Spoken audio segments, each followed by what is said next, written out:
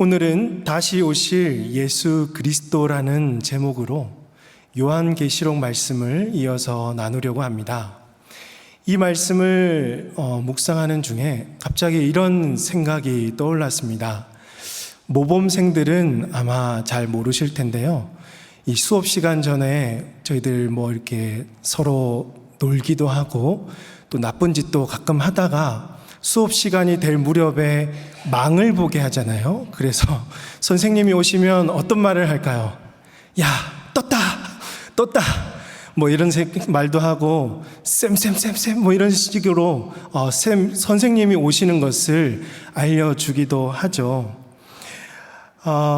이렇게 수업 시간이 되어서 정해진 시간이 되면 선생님은 꼭 오실 것을 알고 있기 때문에 망을 보기도 하고 또 수업 준비를 하는 척 또 갑자기 청소를 한다든지 우리의 마음을 준비하게 되죠.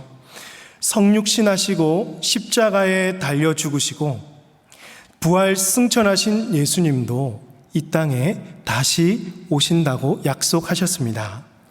수업 시간은 정해진 시간이 있으니까 선생님이 언제 오실지 우리는 예측할 수 있지만 예수님이 다시 오시는 그때는 그 누구도 알 수 없고 오직 아버지만 알고 계십니다. 우리가 알 수 있는 것은 예수님은 반드시 하나님이 정하신 때에 이 땅 가운데 다시 오신다라는 것입니다. 그렇다면 살아가는 여러분, 만약에 예수님이 지금 오신다면 여러분의 솔직한 심정은 어떨 것 같습니까? 설레고 기대가 되고 기다려지고 마라나타 주 예수여 어서 오시옵소서 저는 준비가 다 되어 있습니다 라고 고백할 수 있겠습니까? 아니면 예수님 지금은 아닙니다. 아직 저는 준비가 아무것도 안 돼 있고요. 하고 싶은 것도 너무 많아요. 아직 제 자식은 너무 어리고요. 더 키워야 돼요. 이런 초보자의 신앙처럼 생각하고 있지는 않으십니까? 아니면 이것도 저것도 아니고 오시든지 마시든지 아무 관심도 없고 세상 사람들처럼 이 땅의 삶이 전부인 것처럼 살아가는 분들도 있을 것입니다. 오늘날 이 교회 성도들에게 있는 문제가 무엇이냐면 예수님이 다시 오실 것에 대한 너무 무관심하다. 예수님을 맞이할 준비가 되어 있지 않다라는 것입니다. 성도들이 이 세상 삶에 너무 익숙해져 있습니다. 현재도 많은 것들을 누리면서 살아가고 있기 때문에 이 땅의 삶이 평안하기 때문에 그럴수록 예수님을 향한 갈망과 예수님에 대한 이 목마름, 갈급함, 애절함이 점점 사라져가고 있는 것입니다. 여러분, 내 안에 정말 예수님을 향한 갈망과 갈급함이 있는지를 우리 모두 돌아봐야 합니다. 밤모섬에 갇혀있던 요한은요, 주님이 다시 오시기를 간절히 기다리고 애타게 찾고 있었습니다. 아멘, 주 예수여 어서 오시옵소서. 주님께 매달리고 끝이 보이지 않는 이 박해 속에서도 주님 다시 오실 날을 기다리면서 애타게 주님을 찾았던 것입니다. 예수님이 다시 오실 때가 점점 가까워져 가고 또 천국 소망을 사모하며 영혼의 관점에서 이 땅을 살아가는 삶의 모습은 어떠할까요? 생각이 다를 것입니다. 추구하는 가치와 또한 모든 그 삶의 관점도 다를 것이에요. 바라는 것도 분명히 다릅니다. 성도에게 이 세상은 본향이 아닙니다. 우리의 인생은 잠깐 머물다 사라지는 나그네와 같은 인생이죠. 이 땅의 것을 붙잡으려 하는 그 순간부터 우리는 비참해지고 서로 비교 경쟁하면서 정말 삶이 어긋나져 가는 거죠. 우리가 지금은 나그네 되어도 화려한 천국에 머지않아 가리니 우리의 본향은요, 장차 임하게 될 영원한 하나님의 나라이며 이 소망이 우리에게 있어야 하는 것입니다. 그러므로 사랑하는 성도 여러분, 주님 오실 날을 기다리면서 이 땅에 도래하게 될 그 영원한 하나님 나라를 품고 살아가는 저와 여러분이 되시기를 주님의 이름으로 축복합니다. 예수님은 이 땅에 분명히 다시 오신다고 했습니다. 그렇다면 예수님은 어떤 모습으로 오실까요? 다 알 수는 없겠지만 오늘 본문 7절 말씀을 보시면 볼지어다 그가 구름을 타고 오시리라 라고 말씀하고 있습니다. 예수님께서 구름을 타고 오신다. 여러분, 어떤 모습이 막 떠오르십니까? 자, 그림을 하나 준비했는데요. 근둔을 타고 있는 이 손오공처럼 예수님도 실제로 이 구름을 타고 오실 것이라고 문득 떠오르지 않습니까? 좀 비슷한 그림 찾는다고 고생을 했어요. 그런데 여러분, 원어를 보면 우리가 조금 더 정확하게 알 수 있는데 원어에는 메타톤 네펠론이라고 되어 있습니다. 이 메타는 전치사 with가 되어 있고 또 톤은 정관사 더입니다. 그리고 네펠론은 clouds, 그 구름을 가리키고 있죠. 그래서 대부분의 영어 성경에서는 behold, 보라, he is coming, 그가 오신다, with the clouds, 구름과 함께 그가 오신다라고 되어 있는 거죠. 그렇다면 여러분, 구름이 무엇을 의미할까요? 구약에서 구름은 하나님의 영광의 임재를 나타내는 상징적인 표현입니다. 모세가 하나님의 명령대로 이 성막을 완공하고 나서 출애굽기 40장 34절과 35절을 보시면 구름이 회막에 덮이고 여호와의 영광이 성막에 충만하매 35절 같이 한번 읽겠습니다. 시작. 모세가 회막에 들어갈 수 없었으니 이는 구름이 회막 위에 덮이고 여호와의 영광이 성막에 충만함이었으며, 구름이 이 성막을 덮었고 하나님의 그 영광의 임재가 성막 가운데 임재하셨다라는 거죠. 충만하였습니다. 지난주 설교에서도 이스라엘 백성들이 먹을 것이 없어서 하나님께 원망하지 않았습니까? 그때 하나님께서 하늘에 만나와 메추라기를 내려주시고 이스라엘 백성들의 원망을 들으셨죠. 그리고 아론을 통해서 광야를 이스라엘 백성들이 바라보는데 그 광야 속에 무엇이 충만하였습니까? 구름 속에 여호와의 영광이 충만하였다라고 기록되어 있습니다. 이것을 근거로 예수 그리스도께서 구름과 함께 재림하신다는 것은요, 하나님께서 임재하시는 영광 가운데 예수님이 이 세상에 다시 오실 것이다 라는 것입니다. 예수님께서 이 땅에 처음 오신 그 초림을 한번 생각해 볼게요. 메시아의 탄생을 알아본 사람들 여러분 많았습니까? 아주 적었습니까? 정말 극소수에 불과했죠. 그분은 말구유에서 나셨습니다. 낮고 천한 모습으로 오셨습니다. 사람들은 자신들이 기대했던 강한 메시아, 군사적인 메시아가 아니었기 때문에 알아보지도 못했고, 아니 인정하려 하지도 않았어요. 예수님을 멸시하고 핍박하고 결국 십자가에 처형시켰죠. 하지만 다시 오실 예수 그리스도는 모든 영광 가운데 모든 사람들이 알 수 있도록 이 땅에 오실 것입니다. 예수님이 처음 오실 때에는 우리의 죄를 대속하시려고 제물이 되기 위해서 그토록 나약하고 비천한 모습으로 인간의 몸을 자원하여 입고 오셨지만, 두 번째 오실 그 예수님의 재림 때에는 주님을 믿고 소망하는 자들을 구원에 이르게 하시기 위해서, 그 구원을 완성하시기 위해서 모든 영광과 존귀를 나타내실 것이라는 것입니다. 예수님의 초림은 하나님의 나라의 시작을 알린다면 예수님의 재림은 이 나라의 완성을 이루시는 것입니다. 예수님께서 구름을 타고 오신다는 것은요, 갑자기 뚝딱 떨어진 말이 아닙니다. 구약에서 이 다니엘을 통해서도 나타나고 있는데요, 그리고 예수님이 공생의 기간에도 직접 말씀하셨습니다. 다니엘서 7장 13절 보시면, 내가 또 밤 환상 중에 보니 인자 같은 이가 하늘 구름을 타고 와서 옛적부터 항상 계신 이에게 나아가 그 앞으로 인도되매라고 했습니다. 다니엘이 밤에 환상 중에 이 꿈을 보게 되었는데요, 옛적에 옛적부터 항상 계신 이가 이 임재에 계시고, 그리고 인자 같은 이가 구름을 타고 항상 계신 이에게 나아가는 모습이죠. 그렇다면 여러분, 옛적부터 항상 계신 이는 누구실까요? 하나님이시죠. 그러면 인자와 같은 이는 누구시죠? 구름을 타고 오실 예수 그리스도를 가리키는 것입니다. 하나님께서 그의 아들 예수 그리스도에게 무엇을 주신다고 하죠? 다니엘서 7장 14절 이어지는 말씀 같이 한번 읽겠습니다. 시작.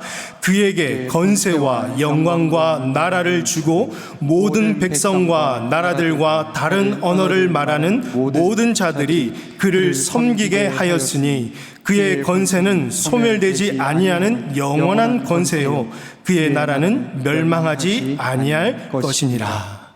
곧 항상 계신 이께서 인자와 같은 그의 아들 예수 그리스도에게 모든 영광과 권세를 주시고 영원히 망하지 않는 하나님의 나라를 그를 통해서 세우시겠다고 구약부터 예언하고 계십니다. 예수님은 십자가에 달리시기 전에 말씀하시기를 예수께서 이르시되 내가 말하였느니라.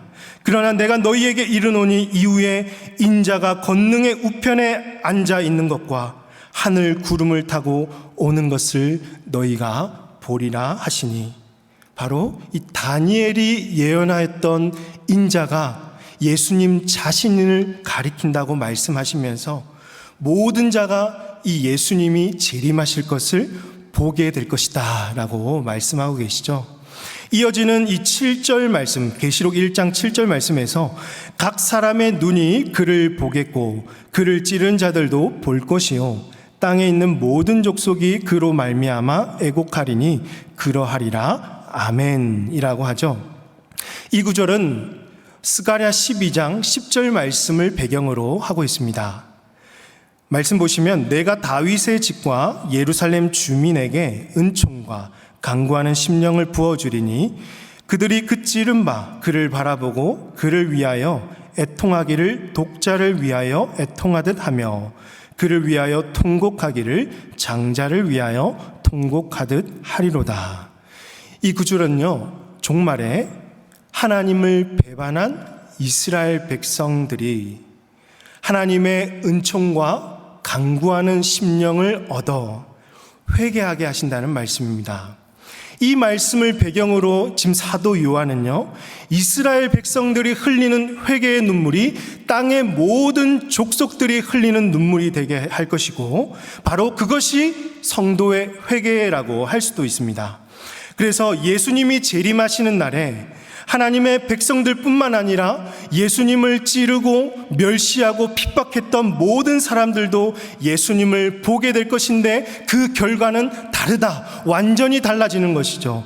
회개하여 구원받은 백성들은 그 구원이 완성되는 날이고 그 구원이 이루어지는 날이지만, 여전히 예수님을 거부하고 믿지 않는 자들은 예수님을 재림하는 순간에 영원한 심판을 받고 독자가 죽는 것과 같이, 장자와 죽는 것과 같이 애곡하게 될 것이다.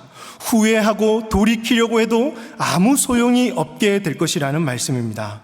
그러니 예수님을 믿고 다시 오실 것을 기다리는 성도들에게는 정말 영광스러운 날이 될 것이며 구원의 완성이 되는 날이 되겠지만, 끝까지 예수님을 믿지 않고 예수님을 거부한 자들에게는 예수님의 재림이 어떤 날이 될까요?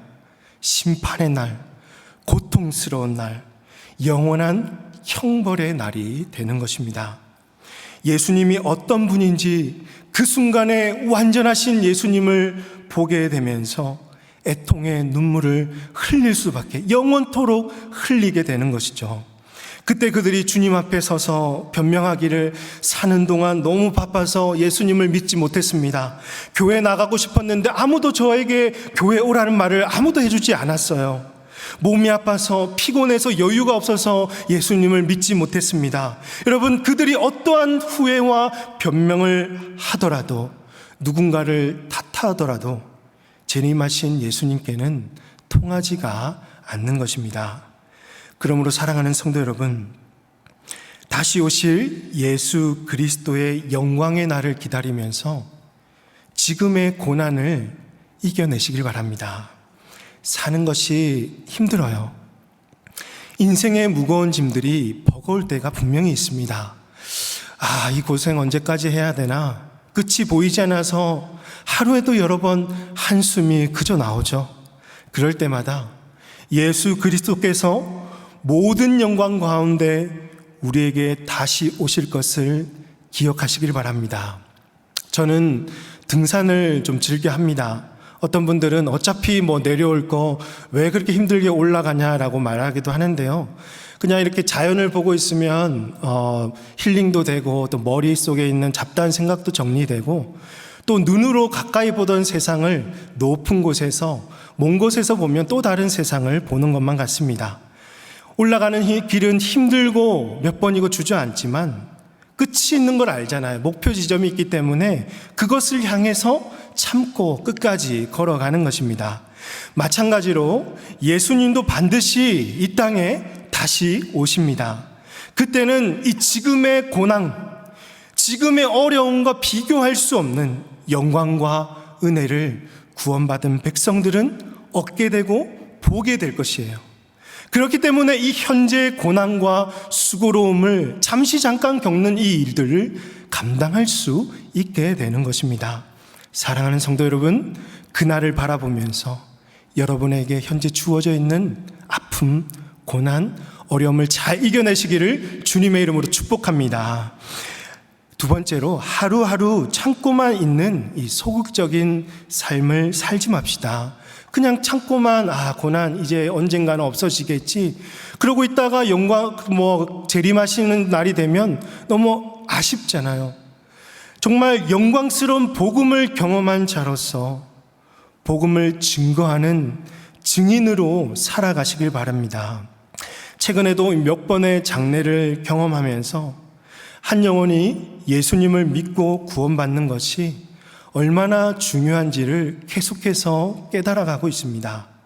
어떤 분들은 생애 마지막에 병상에서 예수님을 영접하고 세례받고 소천하신 분들도 계십니다. 참 복된 일이죠.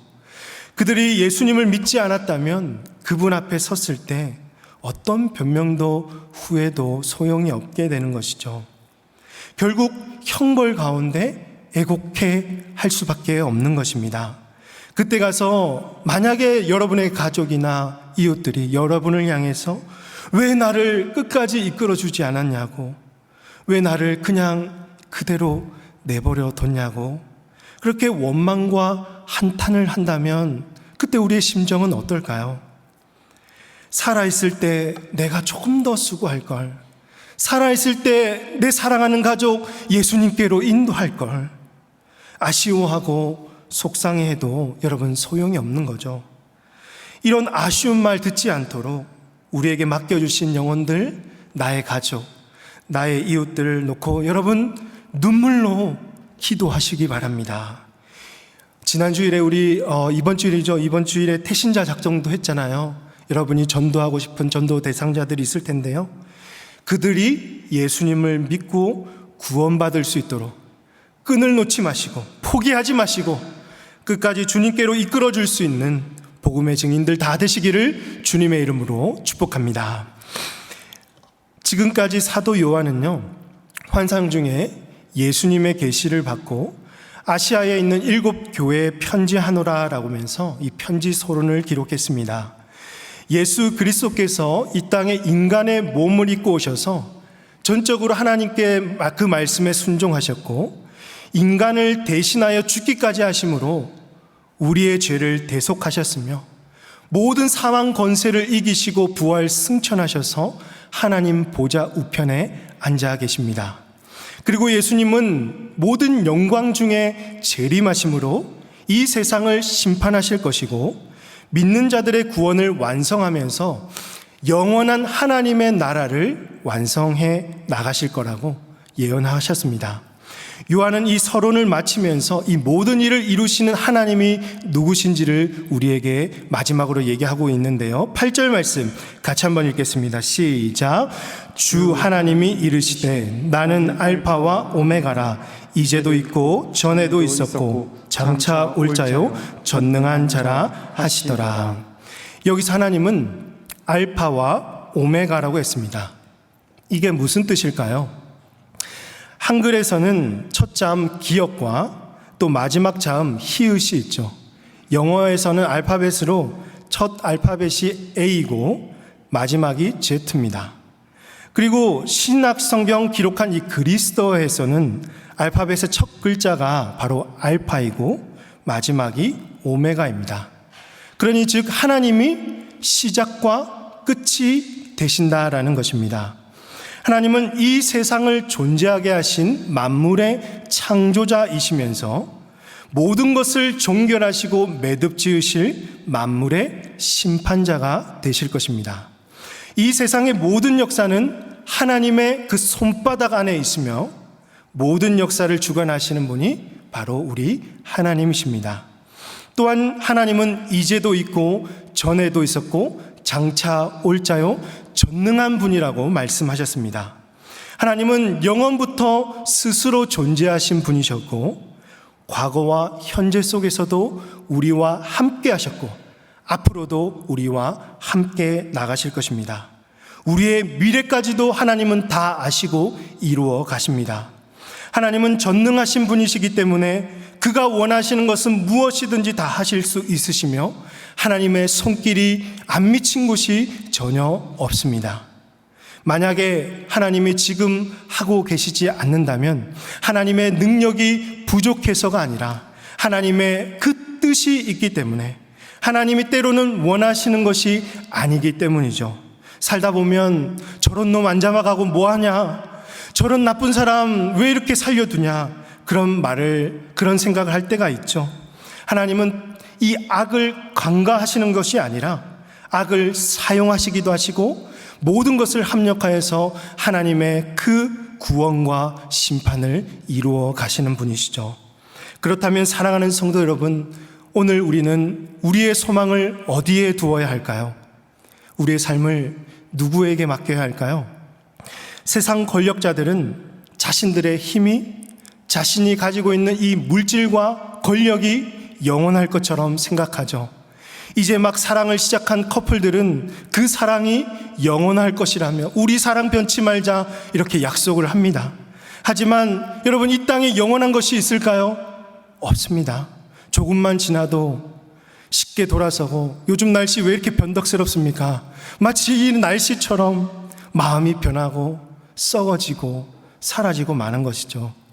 우리의 모든 인생은 오늘 피었다 지는 들풀과도 같다는 것을 우리는 빨리 깨달아야 합니다.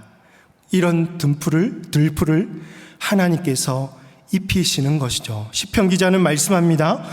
내 영혼아, 내가 어찌하여 낙심하며 어찌하여 내 속에서 불안해하는가? 너는 하나님께 소망을 두라. 그가 나타나 도우심으로 말미암아 내가 여전히 찬송하리로다. 이 땅에서 의지할 것은 여러분 아무것도 없습니다. 오직 하나님께 소망을 두시기 바랍니다. 우리를 지으시고 우리를 가장 잘 아시는 하나님께 모든 소망을 두십시오. 어떤 사람은요, 의욕에 불타서 일을 시작하고 모든 일을 다 할 수 있을 것이라고 생각해요. 그래서 일도 하고 절도 하고 일도 하는데 나중에는 일이 수습이 안 되는 거죠. 일만 잔뜩 벌려놓고 결국에는 옆에 있는 사람들에게 피해를 주는 거죠. 그러나 우리 하나님은요, 한번 시작하셨으면 끝을 반드시 맺으시는 분이신데요. 빌립보서 1장 6절 말씀 보시면 너희 안에서 착한 일을 시작하신 이가 그리스도 예수의 날까지 이루실 줄을 우리는 확신하노라. 아멘. 요즘 교회가 여러분 참 욕을 많이 먹고 있잖아요. 성도들이 이 세상의 빛을 더욱 잃어가고 있다고 말합니다. 그러나 이번 특세에서도 우리 목사님께서 말씀해 주셨지만 우리에게 분명한 믿음이 있어야 됩니다. 여러분, 이 교회를 누가 세우셨습니까? 하나님이 세우셨죠. 그리스도를 머리로 삼고 피로 값주고 세우신 하나님의 교회는 누가 지키고 계실까요? 하나님이 지키십니다. 하나님이 교회를 통해서 일하시고 하나님께서 교회를 통해서 하나님의 나라를 세워가시는 것입니다. 사랑하는 성도 여러분, 이를 믿으시고 성도로서 그리스도의 합당한 복음의 삶을 살아가시길 바랍니다. 모든 소망을 하나님께 두고 교회를 통해서 일하시는 하나님께 소망이 있음을 오늘 저와 여러분을 통해서 세상에 흘러가기를 주님의 이름으로 축복합니다. 말씀을 맺습니다. 예수님은요, 구름과 함께 영광 중에 이 땅에 반드시 다시 오신다고 하셨습니다. 말씀을 정리하면서 첫 번째로 다시 오실 예수님을 향한 갈망에서부터 영혼 구원이 시작되는 것을 기억하시기 바랍니다. 내가 예수님이 다시 오실 것을 안다면 내 사랑하는 가족, 내가 소중하게 생각하는 이웃이 예수님을 믿지 않은 채 그냥 저대로 내버려 둘 수가 없다라는 거죠. 어제도 이런 마음을 가지신 한 성도님과 그분의 오빠가 입원해 계시는 병원을 갔습니다. 오빠가 코로나 전까지는 어느 정도 신앙생활을 하시다가 코로나 이후부터는 전혀 신앙생활을 못 하셨죠. 그래서 그 성도님은 그 오빠에게 이제 교회 가자, 예수님 믿어야지. 그리고 그 성도님은 최근에 남편을 먼저 하늘로 보내셨습니다. 너도 받지 않냐? 하나님은 갑자기 이렇게 사람을 부르시기도 한다. 당부를 했지만 듣지도 않던 오빠가 한 달 전쯤에 뇌졸중으로 중환자실에 입원해 계셨습니다. 이 성도님은 누군가에게 기도를 부탁하고 싶었는데도 누가 우리 오빠를 위해서 기도를 해줄 수 있을까? 저렇게 보내면 안 되는데라는 애타는 심정을 가지고 계실 때 마침 제가 그 사정을 듣게 되었고 같이 중환자실로 가게 된 거죠. 중환자실에는 한 명만 들어갈 수가 있었습니다. 그래서 그분이 누워 계실 때 저는 얼굴도 모르죠. 그냥 의식도 없는 채 누워 계실 때 그분의 귀에 대고 하나님의 말씀을 전하면서 기도를 했습니다. 정말 다시 눈을 떠서 이 가정이 복음을 회복하고 다시 구원받은 백성으로서 회복될 수 있도록 그렇게 그 가정을 놓고 기도하고 이 좋은 소식을 가족들에게 전했을 때 그 가족이 너무나도 기뻐하는 모습을 볼 수가 있었습니다. 그리고 오늘 전화 오셨는데 일반 병실로 옮겼다는 소식을 듣게 되었어요. 여러분, 정말 그 여동생의 그 오빠를 향한 그 애타는 심정, 다시 오실 주님을 생각하면서 그 마음으로 기도의 호소를 통해서 한 가정을 다시 회복시킬 수 있다고 믿습니다. 예수님을 모르고 있고 예수님을 떠나 있는 중에 여러분 예수님이 다시 오신다면 이 얼마나 안타깝고 애통한 일입니까? 그때 가서 후회하고 애통해도 아무 소용이 없다라는 것이죠. 사랑하는 성도 여러분, 여러분의 혹시라도 믿지 않는 가족이 있다면, 이웃이나 믿음을 잃어버린 자들이 있다면 저들을 구원해 달라고, 한 영혼이 주님께로 돌아오도록 여러분 눈물을 그치지 말고 기도해 주시고 저들을 구원으로 이끌어 줄 수 있는 복음의 통로들이 다 되시기를 주님의 이름으로 축복합니다. 두 번째로, 시작과 끝이 되시는 하나님께 모든 소망을 두며 살아가십시오. 모든 만물을 창조하신 분께서 모든 만물을 매듭짓고 완성하실 것입니다. 모든 인생은요, 하나님의 그 손바닥 안에 있어요. 우리가 아무리 발버둥치고 자기를 의지하고 물질을 의지하고 자신의 능력대로 살려고 하더라도 여러분이 얼마나 어리석은 일입니까? 하나님께 나의 삶을 맡기고 피로 값주고 사신 여러분의 공동체를 잘 섬기고 예수님이 재림하셔서 구원을 완성하는 그날까지 우리 모두 성도답게 교회답게 살아내는 저와 복된 모든 성도님들 다 되시기를 주님의 이름으로 축복합니다. 이 시간에 우리 함께 찬양하겠습니다. 다시 오실 그 예수 그리스도를 생각하면서 앞으로 우리의 삶과 신앙이 주님 오실 그 길을 맞이하고 만들 수 있도록 복음 들고 땅 끝까지 걸어가는 우리 되게 해달라고 함께 찬양하겠습니다. 마라나타 주 예수여 어서 오시옵소서. 땅의 모든 끝 모든 족속 주를 찬송하게 하소서. 마라나타 주 예수여 어서 오시옵소서. 모든 열방이 주께 돌아와 춤추며 경배하게 하소서. 우리 주님 다시 오실 길을 만들자. 십자가를 들고 땅 끝까지 우린 가리라.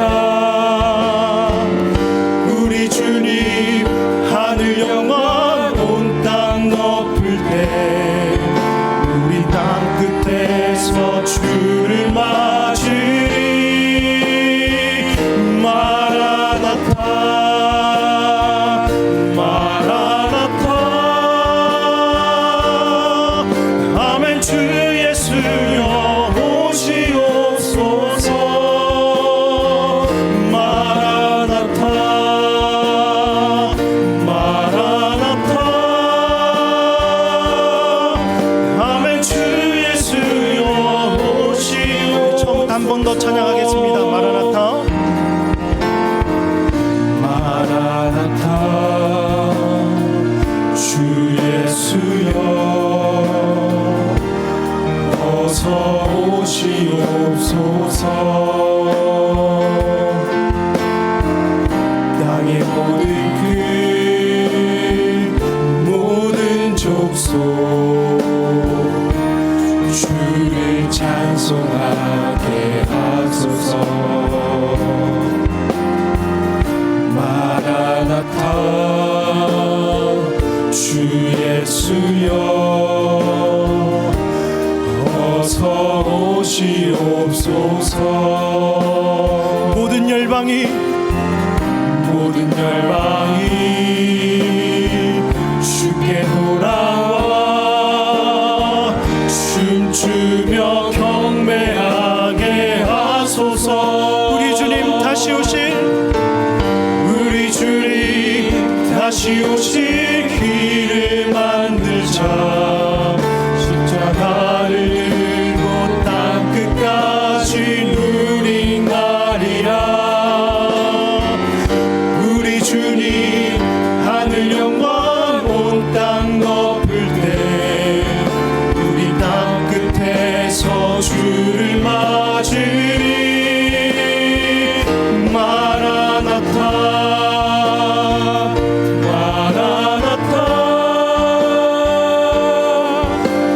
주 예수여 오시옵소서.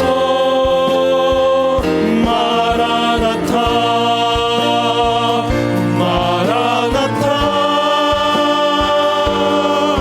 아멘. 주 예수여 오시 마라나타 마라나타 마라나타 마라나타 아멘. 주 예수여 오시옵소서. 마라나타 마라나타 아멘. 주 예수여 오시옵소서. 이 시간 우리 주신 말씀을 놓고 같이 한번 기도하기 원합니다. 이 땅 가운데 여전히 예수님을 모르고 자기 의에 사로잡혀 이 세상 물질을 추구하며 살아가는 자들이 너무도 많이 있습니다. 우리 주변에, 심지어 우리 가족 중에도, 친척 중에도, 나의 직장 동료 가운데서도, 또 우리 성도였음에도 또 믿음을 잃어버린 지체들도 있습니다. 주님, 이들이 다시 주님께로 돌아와서 주님 다시 오실 그날의 기쁨으로 맞이할 수 있는 그날을 잘 준비하게 하여 주시옵소서. 오늘 우리 모든 성도들도 주님이 다시 오실 그날을 소망하며 이 땅 가운데 주신 사명을 잘 감당하는 복된 성도들 되게 해달라고, 정말 우리에게 있는 모든 고난을 이겨내게 하시고 믿지 않는 영혼들을 구원해달라고 기도할 수 있는 우리 교회 될 수 있도록, 시작과 끝이 되시는 하나님께 소망을 두며 피로 값주고 사신 교회를 잘 섬기고 복음을 증거하는 복음의 통로가 될 수 있도록 이 시간 우리 합심해서 같이 한번 주신 말씀을 놓고 기도하도록 하겠습니다. 하나님 아버지,